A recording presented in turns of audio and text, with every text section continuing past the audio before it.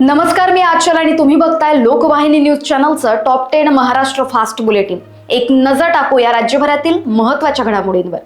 अधिवेशनाच्या दुसऱ्याच दिवशी माजली मोठी खळबळ। अंबादास दानवेंनी पोस्ट केला पैशांच्या गड्ड्यांचा व्हिडिओ। मुख्यमंत्री आणि उपमुख्यमंत्री शिंदे यांना हे आमदार कोण आहेत हे सांगावं असं आवाहन केलं। आमदार कृष्णा खोपडे यांनी IAS अधिकारी तुकाराम मुंडे यांच्या निलंबनाची केली मागणी। नियमबाह्य पद्धतीनं कंत्राटदाराला 20 कोटी रुपयांचा वर्क ऑर्डर दिल्याचा आरोप। विठुरायाच्या पंढरीत अक्रीत घडलं। लहान मुलगा शेततळ्यात पडला, वाचवायला गेलेल्या आई वडिलाचाही बुडून मृत्यू। राज्य सरकारचा महत्त्वाचा निर्णय। सायनमधील सोन्याचा भाव असणारा भूखंड विश्व हिंदू परिषदेला दिला। महायुतीमधील पोळापोळीवर नागपूरमध्ये तह। देवेंद्र फडणवीसांची एकनाथ शिंदे अजितदादांची चर्चा। रवींद्र चव्हाणांना महत्त्वाची सूचना। सूत्रांच्या अनुसार माहिती। राज्यात थंडीच्या लाटेचा मारा वाढणार। पुढील 48 तासासाठी दातखिळी बसवणारा इशारा। महाराष्ट्रात सत्तेत असलेल्या एका मोठ्या गटाचे 22 आमदार भाजप फोडणार। आदित्य ठाकरे यांच्या दाव्यामुळे राजकारणात माजली खळबळ।